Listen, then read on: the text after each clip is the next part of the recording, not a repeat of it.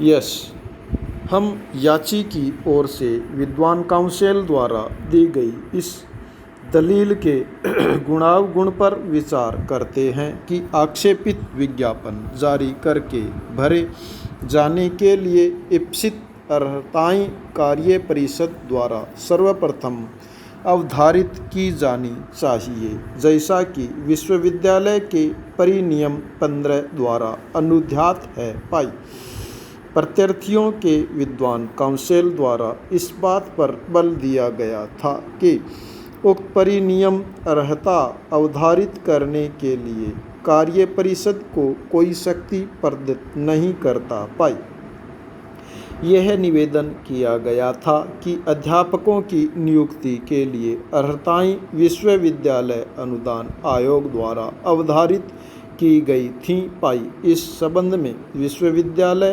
अनुदान आयोग अधिनियम 1956 की धारा 26(1) का अवलंब लिया गया था। पाई पूर्वोक्त अधिनियम की धारा 26 की उपधारा 1 के खंड में यह अनुध्यात है कि आयोग उक्त अधिनियम और तदधीन बनाए गए नियमों के अनुरूप विनियम विरचित कर सकता है, जिनमें वे अर्हताएं परिभाषित की जाएंगी जो विश्वविद्यालय के अध्यापन कर्मचारी वृंद के नियुक्त किए जाने वाले किसी व्यक्ति से विद्या की उस शाखा की ध्यान में रखते हुए जिसमें उस व्यक्ति द्वारा शिक्षण दिया जाना प्रत्याशित है, सामान्यतः अपेक्षित है। पाई हमारे मतानुसार यह दृष्टिकोण अपनाना संभव नहीं है कि परिनियम 15 अध्यापकों के पदों के लिए अर्हताएं अवधारित करने हेतु विश्वविद्यालय की कार्य परिषद को कोई शक्ति प्रदान नहीं करता। पाई पैरा प्रथमतः विश्वविद्यालय अनुदान आयोग अधिनियम की धारा 26 की उपधारा 1 के खंड में सामान्यतः शब्द का प्रयोग किया गया है। पाई उक्त शब्द के प्रयोग द्वारा यह अनुध्यात है कि न्यूनतम अर्हताएं पूर्वोक्त अधिनियम के अधीन विरचित विनियमों द्वारा अधिकथित की जानी है। फिर भी विद्यमान स्थानीय दशाओं और अन्य परिस्थितियों को देखते हुए अन्य अर्हताओं के लिए उपबंध करने का अधिकार विश्वविद्यालय को प्राप्त है। पाई इसके अतिरिक्त यह नहीं कहा जा सकता कि अधिनियम या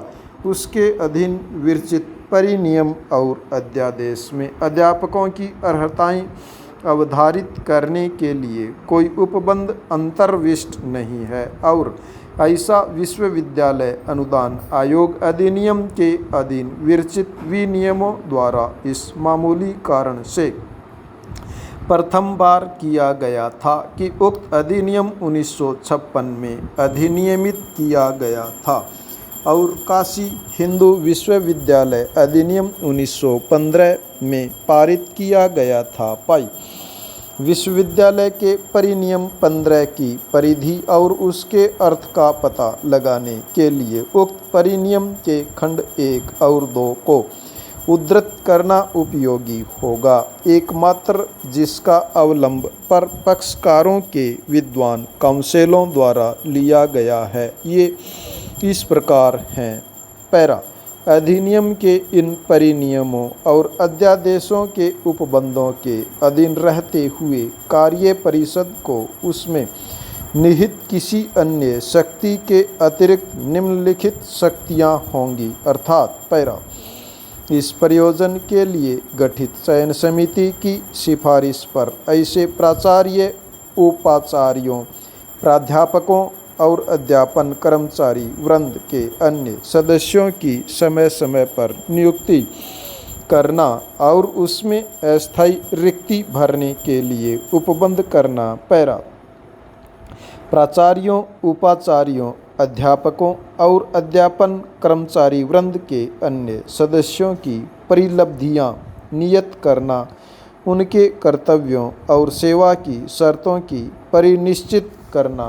पैरा परंतु यह कि विद्या परिषद की सिफारिश पर विचार किए बिना अध्यापकों की संख्या, अर्हता और परिलब्धियों के बारे में कार्य परिषद द्वारा कोई कार्यवाही नहीं की जाएगी। पाई पैरा पूर्वोक्त उपबंधों के सरल पठन पर, विशेष रूप से खंड 2 के परंतुक के पठन पर संदेह की कोई गुंजाइश नहीं रह जाती कि कार्य परिषद को प्राचार्यों, उपाचार्यों, प्राध्यापकों और अध्यापन कर्मचारी वृंद के अन्य सदस्यों की अर्हता अवधारित करने के लिए सशक्त किया गया है। पाई बहरहाल अर्हता का अवधारण विद्या परिषद की सिफारिश पर विचार किए बिना कार्य परिषद द्वारा नहीं किया जाना है। पाई पूर्वोक्त परंतुक को प्रभावी बनाने के लिए कार्य परिषद विद्या परिषद की सिफारिश प्राप्त करने की बाध्यता के अधीन है। पाई पैरा परिनियम 18 के खंड 1 के अधीन विद्या परिषद कार्य परिषद द्वारा उसके विनिर्दिष्ट किसी विषय पर रिपोर्ट करने की बाध्यता के अधीन है। पाई पैरा प्रत्यार्थियों की ओर से उसके विद्वान काउंसिल द्वारा इस बात पर बल दिया गया था कि नियुक्तियों के प्रक्रम पर अर्हताओं का अवधारण परिनियम 15 के खंड 2 में प्रयुक्त सेवा की शर्तें निबंधन की परिधि के अंतर्गत नहीं आता। पाई विद्वान काउंसिल के अनुसार चूंकि मुख्य खंड 2 में कार्य परिषद को अर्हताएं अवधारित करने की शक्ति प्रदान की गई है, इसलिए यह उक्त परंतुक द्वारा प्रदान नहीं की जा सकती। पाई हम इस निवेदन में सहमत होने में कठिनाई अनुभव करते हैं। पाई लिली कुरियन बनाम सिस्टर लेविना और अन्य वाले मामले में रिपोर्ट के पैरा 13 में निम्नलिखित अवधारित किया गया था। पाई स्टॉप।